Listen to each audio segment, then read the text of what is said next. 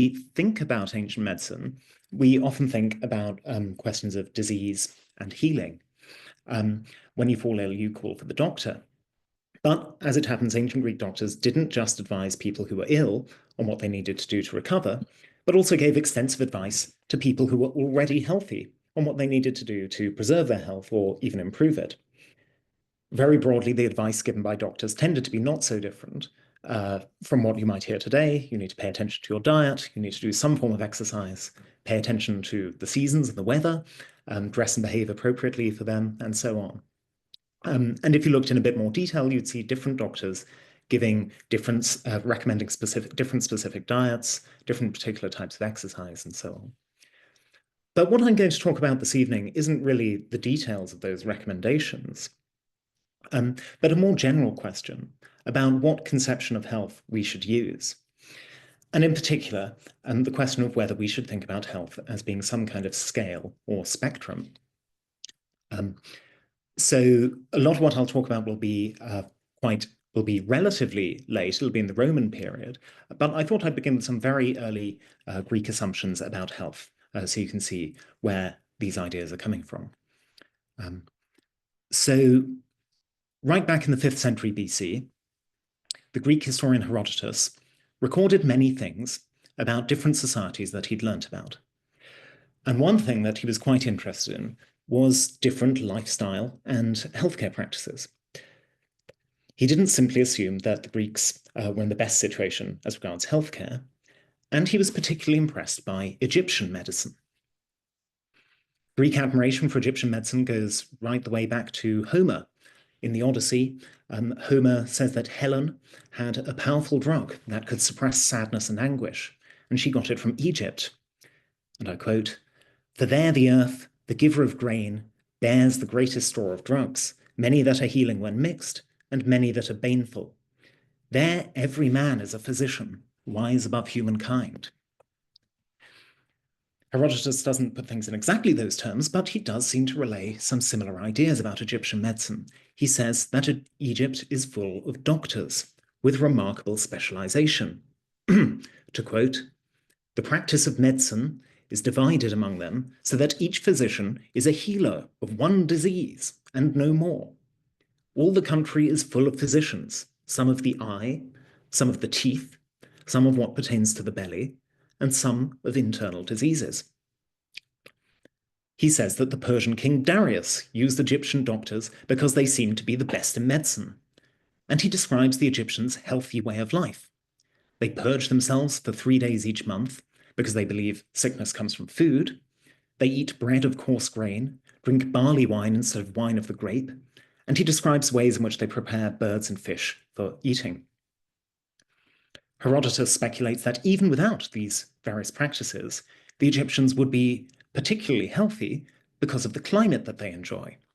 "It is the same in all seasons," he writes, "for change is the greatest cause of people's falling sick, especially changes of the seasons."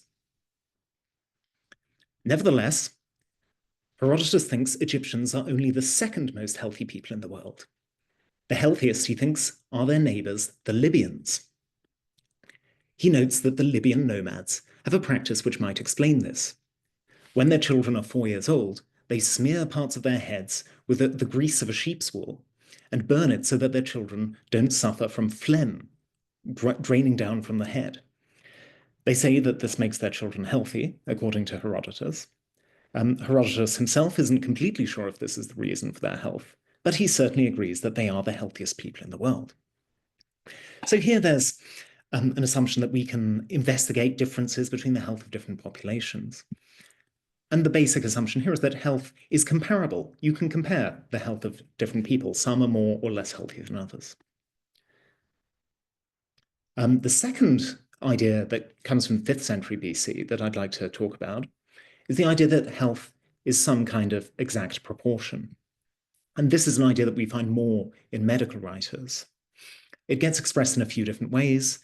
Sometimes medical writers talk about a proportion, sometimes it's balance, sometimes it's an equality of different substances in the body, but you get the basic idea. You might have heard about the Greek theory that the human body is made of 4 humors. blood, phlegm, yellow bile, and black bile, which need to be balanced to maintain health.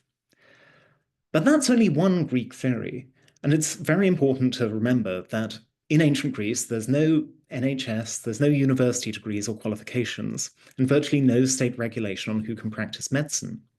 Throughout the whole of Greek antiquity, medicine and healthcare was a lot more pluralistic than it is in our society. And there was no agreement even on fundamental questions like what is a human body made from. The four humors was one theory, but it was not a particularly dominant one until about 1,000 years after it first appears. From the earliest period of Greek medicine, there were many doctors who thought that there were just two humors. Perhaps bile and phlegm are all you need to explain illness. Or we have a doctor from around 400 BC who wrote a lot about health and says that two elements, fire and water, are what's really important, what needs to be kept in balance. But despite all those differences, the idea that something needs to be kept in balance or in some kind of proportionality, that was widely held. And perhaps the earliest version of it that we know is by someone who we normally think of as more of a philosopher than a doctor. But again, we might not be able to draw a sharp distinction. Someone called Alcmaeon, who said that health was equal rule and that disease was monarchy of the substances in the body, one ruling over all the others. But in health, there should be some kind of balance. And then the third assumption about health that I'd like to introduce is the idea that there's a fundamental divide between health and illness, and nothing in between. There's no third state. You're either healthy or you're ill. This is an assumption that can be traced back to the playwright Aeschylus' ominous description of sickness as health's neighbor with a common wall in the tragedy Agamemnon, which was first performed on the Athenian stage in 458 BC. Medical writers later reflected this assumption by juxtaposing the stability of health with the idea that disease is a state of flux, always unstable and forever changing. So here we have three assumptions from the 5th century BC, quite early assumptions about health. The idea that health and illness come by degrees, the idea that health is an exact proportion or has some other exact definition, and the idea that health and illness are dichotomous and there's nothing in between. They're like houses sharing a common wall. You might have a couple of questions about how well these ideas fit together. So one question, perhaps not especially challenging, well, you might ask, if health has an exact definition, how can there be more and less of it? A second question you might ask, which is a bit more challenging, if it's true that health comes by degrees, you might think that that health and illness seamlessly blend into each other. But if it's true that there's a definite boundary, a sharp divide somewhere between health and illness, then that raises the question of where that division is. How can we decide? And what I'm going to talk about today is a debate in ancient Greek medicine about some of these assumptions. But this debate, our sources for it, are actually from a much later period. And the two key figures here are Galen and Asclepiades. So Galen, you may have heard of, he's quite famous. He lived in the 2nd century CE, AD, during the High Roman Empire. He was born and grew up in Pergamon, in what's now Turkey, and began training in medicine there, and then went to study in Smyrna and Alexandria. But he spent most of his career in the imperial capital at Rome, where he was, by all accounts, very successful, and became the personal physician to the Emperor Marcus Aurelius, and then Commodus, and then Septimius Severus. Galen wrote a lot. We have more books by Galen that survive than by any other Greek writer, and his influence has been massive. For example, it's because of Galen that the four humors theory became dominant in the Middle Ages. Even in Galen's day, that was not by any means the dominant theory in medicine. It's something he had to argue for. Now, Asclepiades of Bithynia is probably not a familiar name to anyone but specialists. But that's really just a byproduct of Galen's fame and success. In his own day, and for a few centuries afterwards, Asclepiades was one of the most famous doctors in the Roman world. He's actually quite a bit older than Galen, about 300 years before. His exact dates are not exactly clear, but probably the late 2nd century BC. He also came from a Greek city in what we'd now call Turkey. Um, and he was remembered by writers of the Roman imperial period as the first person who brought Greek medicine to Rome. So in the period of the late Republic, it was Asclepiades who entered and introduced Greek medicine to the Roman elites. Like Galen, he was very successful in his career at Rome. He had many followers for generations after his death, and one of these followers, someone called Artorius, became the personal physician to the first Roman emperor, Augustus. Asclepiades had a distinctive theory of the human body that was basically atomist. He completely rejected the idea that the humors were fundamental to health and disease, and instead said that it's the flow of particles in channels in the body that's really important. If the particles are flowing freely, you're in a state of good health. If there's some blockage, then that's illness. But as with many very interesting medical thinkers in the period just before Galen, none of Asclepiades' writings survive today. Galen became so successful and so famous in later antiquity that it was Galen's books that tended to be copied much more than those of other medical writers. This image you see for Asclepiades is a 3rd century herm engraved with the name Asclepiades found near the Via Appia. Whether it's our doctor or not, we don't actually know. But he does have some of the stereotypical features of a thinker, the wrinkled brow and the prominent chin. There were some similarities in the careers of these two doctors. Both came from northwest Anatolia, what's now Turkey, to Rome, and were the most successful doctors of their generations. But Asclepiades is one of the doctors who Galen thought was totally wrong about most things in medicine. And although Asclepiades had died about 300 years earlier, his ideas were still very much what Galen defined himself against. And Galen wrote an awful lot trying to show that he was right on particular points and Asclepiades was wrong.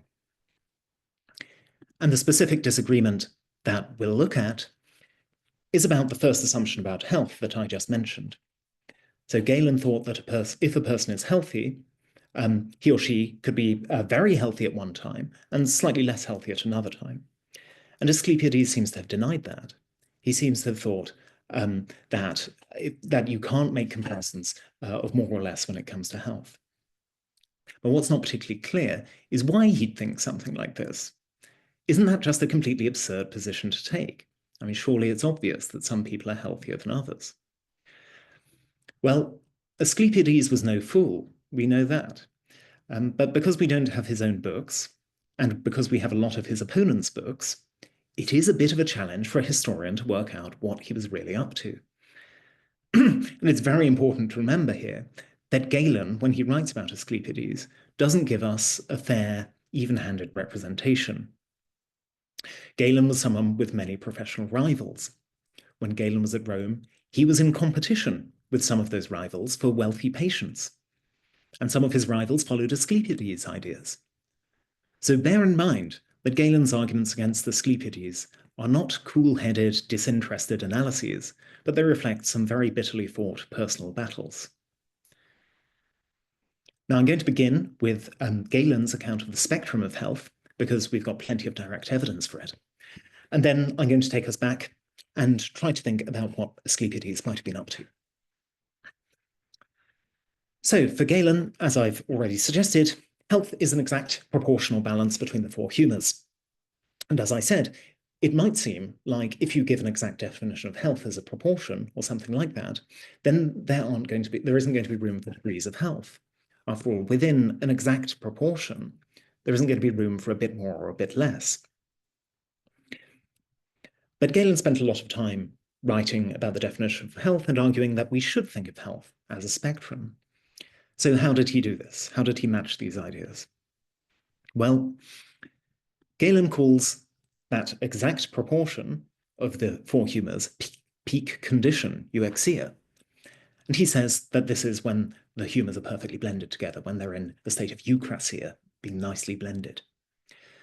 And then he introduces a notion of imperfect sub-peak health, which admits of degrees. So you can be more or less imperfectly healthy. And this is really just a version of the rather obvious thought that one can have degrees of approximation to a precisely defined state. Well, Galen also works on the boundary problem, the question, if we have this broad range of imperfect states that come by degrees, where do we draw the boundary between health and disease? So where does the lowest state of imperfect health switch over into the best possible state of illness? And Galen says that the boundary is marked by the presence of pain or the impairment of natural function, the clear impairment of natural function. When you have those, you are ill. And until you have those, you're still within the range of imperfect health. But not just any discomfort or awkwardness of natural function is indicative of illness. Galen lists various conditions that are contrary to nature, like a biting sensation in the stomach, or constipation, vomiting, problems with urination. People with these kinds of problems are not necessarily diseased, so long, he says, as they are not hindered in their customary actions. So a brief bit of digestive discomfort or constipation is not enough of an impairment to count as illness. It's got to be doing something more to disrupt your life. But sometimes Galen seems to take quite a different approach to the boundary problem. And instead of trying to draw a clear boundary between health and sickness, he blurs the distinction by claiming that there is a neutral state in between. Some people are neither healthy nor sick. He also doesn't seem to think that the neutral state needs to be perfectly in between the extremes of health and the extreme of sickness. He says that it could include conditions that are a bit closer to health or a bit closer to sickness. So that seems to suggest that just as health encompasses a range of states, so too the neutral condition has a breadth or latitude. Now, one might worry that this notion that there are some people who are neither healthy nor ill is in a bit of tension with the idea that health comes in a wide range of degrees, since the range of that neutral state is presumably going to eat into some of the range of what would otherwise be imperfect health. So is there a problem of consistency here? Well, Galen might say that despite its name, ουδέτερον, which is Greek for neither, the neutral or neither state, actually the neutral condition means people who are, in some sense, both healthy and ill. And so somebody could be in the range of imperfect health and within the range of the neutral, if the neutral is understood as being both healthy and ill. So that gives one answer to a worry that you might have. But it does still seem that Galen sometimes seems drawn to the idea of a clear boundary between health and illness, and sometimes finds it useful to make the scale or the spectrum of health much blurrier and talk about the neutral state. And in doing that, he's not just blurring the boundary, he's not just running against what he says at other times and in other contexts, he's also shifting away from that old assumption that we saw in Aeschylus, and you'd find it in some of the early medical writers, that health and sickness are completely different states, really opposed, fundamentally different. And that assumption just doesn't seem as compelling for Galen. One reason might be that compared with the 5th and 4th centuries BC, by Galen's day, doctors had begun paying a lot more deliberate attention to things like chronic disease and care for the elderly.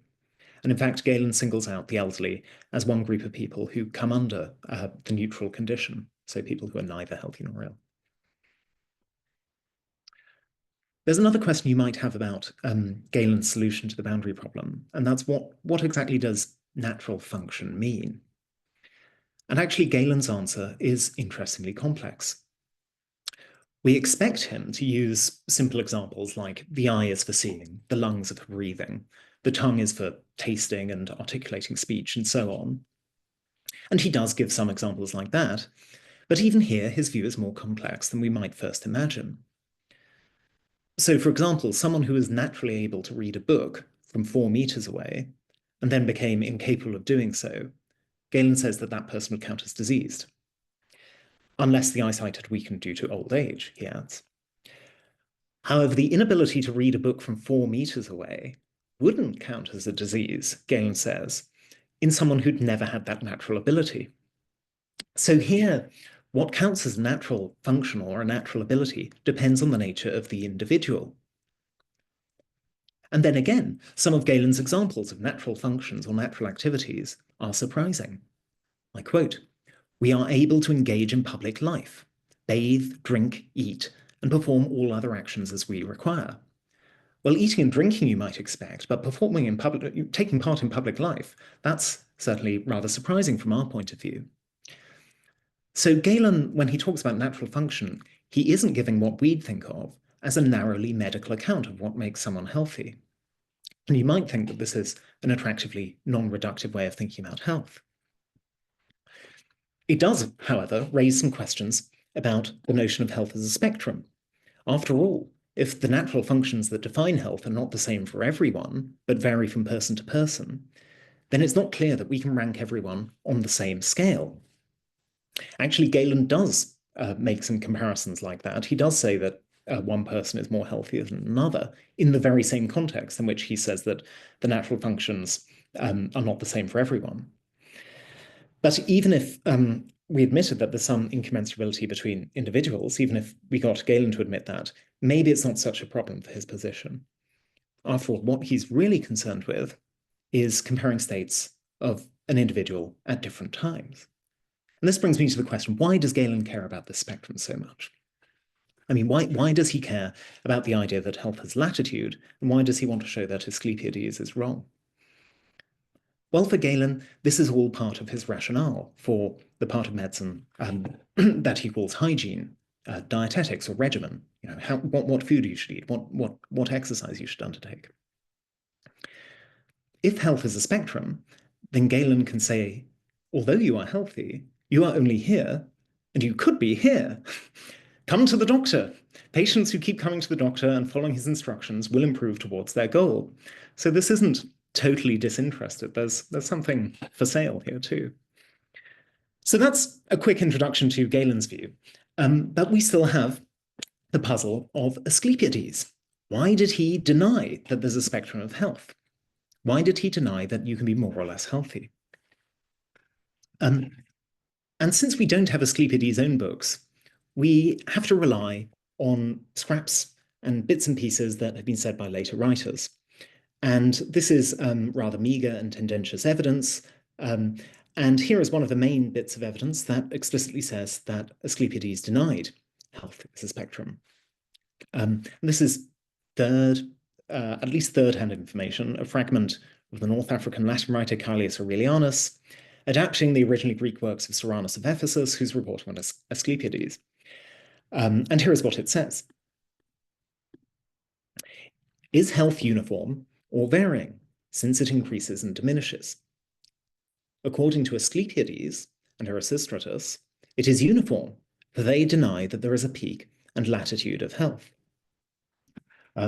So Herodotus is another doctor. He's even earlier than Asclepiades, and I'm just going to set him to the side for now. Let's focus on Asclepiades. So this view that health is uniform, I mean, that's really puzzling. You might just think this is misreporting, or since this is third-hand information, maybe something's been garbled or misunderstood, or that this is just willful misrepresentation.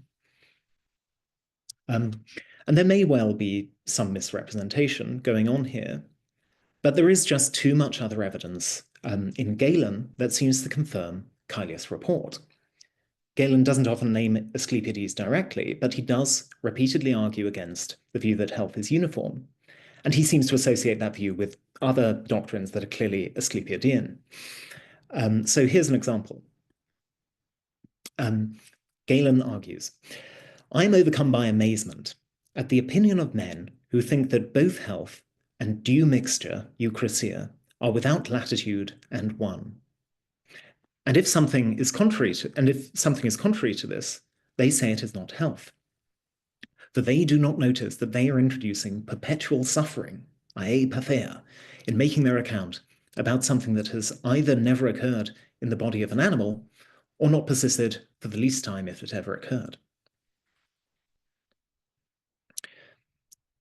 Now, if Asclepiades is the target here, and that certainly seems plausible since he's one of the two people we know who's named as having the view that health is uniform, Galen is suggesting that people like Asclepiades unwittingly committed themselves to the absurd claim that everyone is ill, the so-called doctrine of perpetual suffering. But actually, this is just the kind of unscrupulous misrepresentation that we need to watch out for in Galen. So remember that one of the major differences between Galen and Asclepiades is over the nature of the human body. Galen sees it as a mix of four humors, and Asclepiades has a kind of atomist view. And the human body is made of particles, and people are healthy when the particles flow smoothly and unhealthy when they're blocked.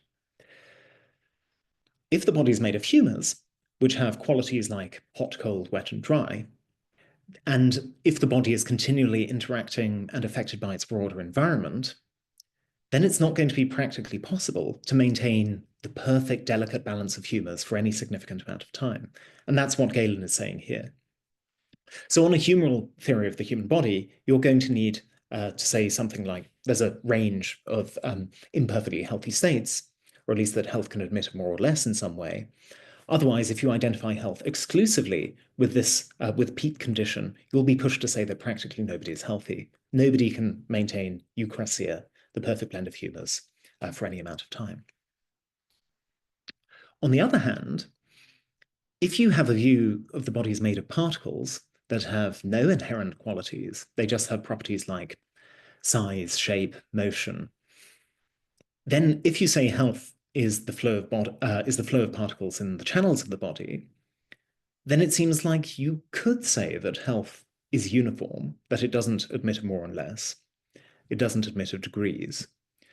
Because you haven't said that health is a very delicate qualitative balance that will inevitably be affected by one's surroundings. There just isn't an obvious argument here that it's going to be really difficult to keep the particles flowing smoothly. Maybe the exact definition of health is just not that hard to obtain if health is defined as flow of particles.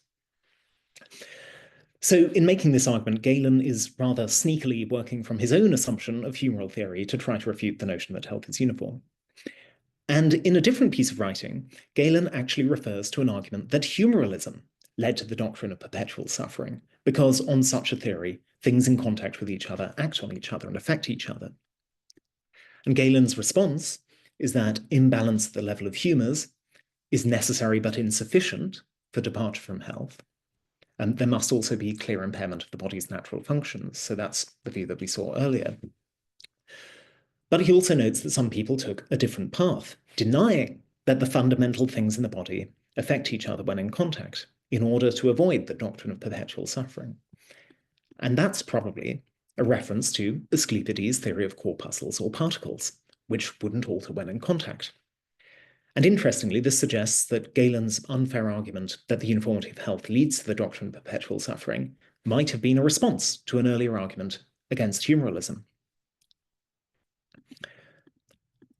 We can get some more insights into Asclepiades' possible view from a text where Galen gives an extensive paraphrase of some arguments made by Asclepiades against a group of doctors called the empiricists.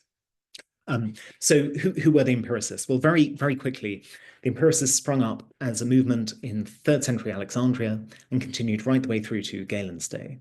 And they had a very radical view that doctors don't need to know anything about anatomy or physiology.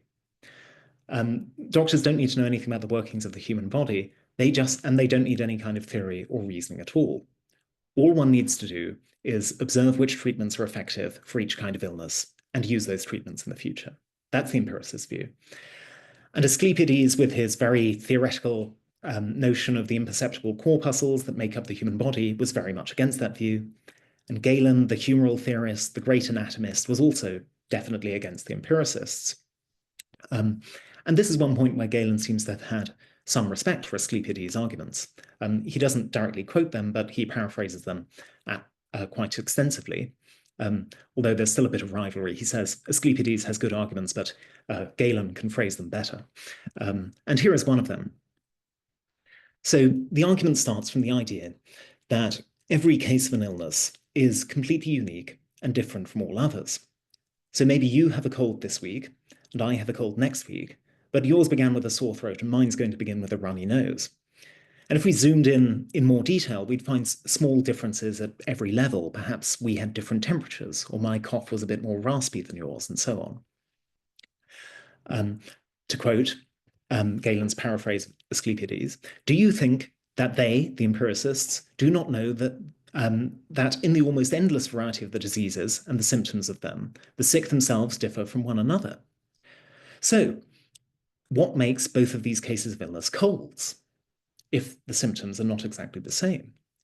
In general, the patterns of symptoms are never exactly the same from patient to patient. So, what is it that makes a disease category unified? Well, Asclepiades thinks that he can explain what makes different cases of the same illness, despite their many differences, by referring to a theory of the common underlying unobservable causes that these cases have in common. So what makes them all illnesses of the same kind is that they have the same cause.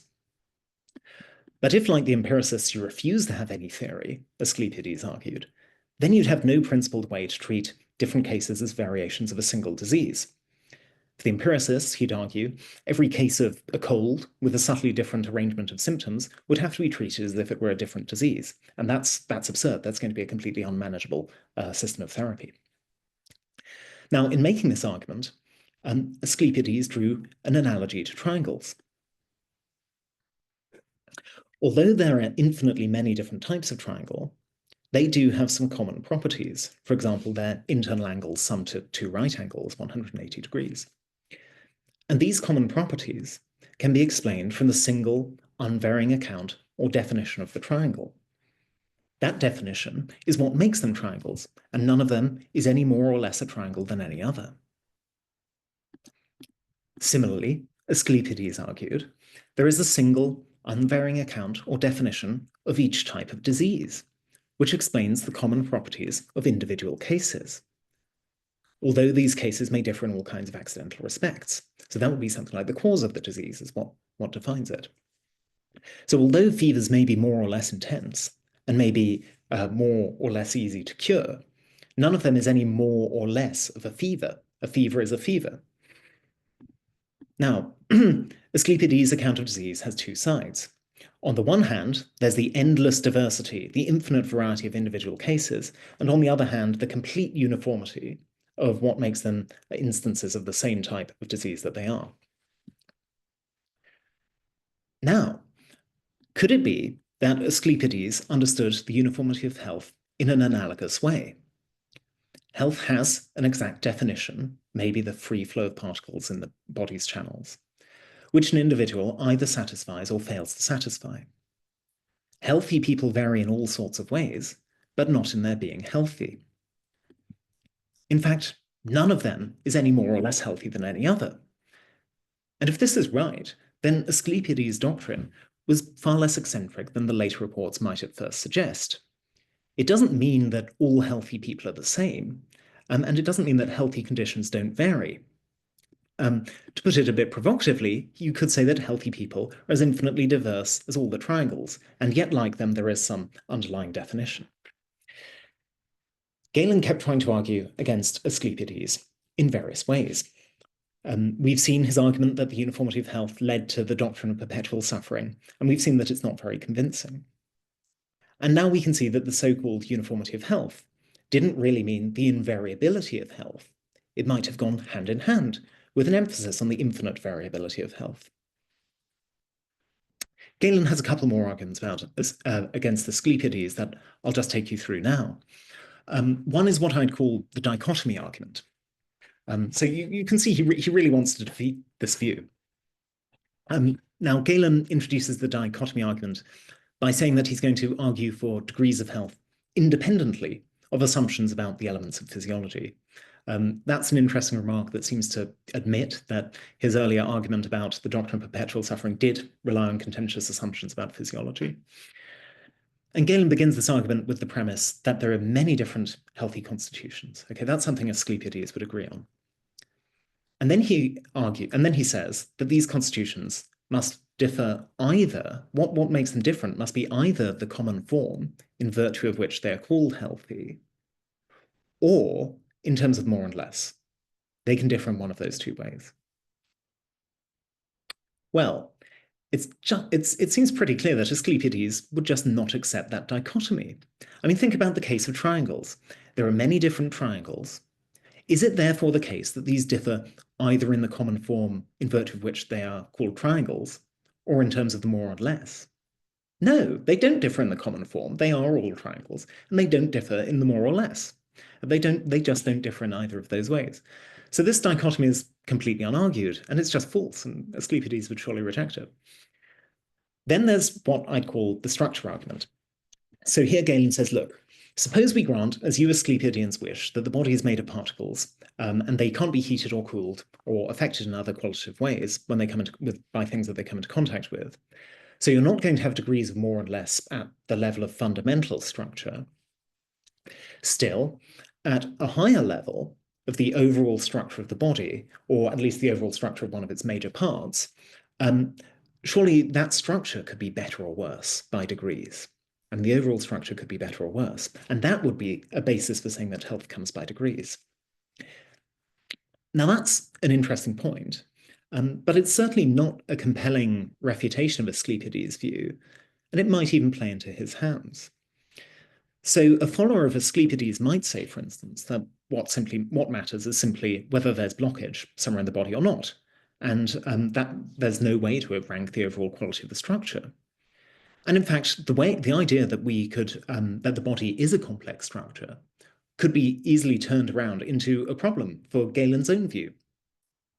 So if you start thinking about the body as a composite of parts, which can be in different conditions simultaneously, so I have an eye, maybe my eye has a problem today, maybe my toe aches, I've got different parts and they can be in different conditions. Given that, it seems that there's no straightforward way to compare different bodies taken as wholes. Asclepiades made heavy use of the idea of multidimensionality in his arguments about the infinite variability of disease. The body is so complex, has so many parts, so many dimensions, no two cases of illness are the same. So how are you going to ever get the overall state of the body? That could be a very powerful way to argue against the view that health comes by degrees. So to recap some of the main points, the claim that Asclepiades denied that health varies is probably misleading. It's more likely that he was proposing another model for thinking about that variability, one where different states of health can't be ranked as more or less healthy. And we don't know exactly how he argued for this position, but we've seen hints of some possible arguments. So there could be the argument from exact definition. Given the infinite variability of healthy conditions, there must be a specific feature that they all have in common that makes them states of health. And if there is an exact definition like that, then health can't admit of degrees. The definition's either satisfied or it's not. Then there's the argument against the blend of humors, the perfect blend of humors. Nobody can be in such a condition. The idea of the spectrum of health is just constructed around a complete fiction. And finally, there's the argument from multidimensionality. The human body is so complex that even if we could talk about the degree of functioning of a particular part, we'd have no way to rank the overall functioning of one structure compared to another. So in conclusion, what looked like a very one-sided debate from a first glance at our sources is actually a really interesting disagreement about this model of health as a spectrum. Galen thought that that was a perfectly fine model, in fact, a necessary one, and Asclepiades saw it as a really crude simplification. And this isn't just a debate about two ancient medical theories that nobody would accept today, humors versus particles. Asclepiades raises some questions that are still with us. So, we do say that people are more or less healthy, but how can we justify that? Could health really be quantitative? Can we really measure health, or is it too complex for that? And what about other human attributes? We could raise similar questions, make similar arguments about attributes such as intelligence. Some people think that's a matter of IQ, but is that just another crude simplification? So plenty to think about with ancient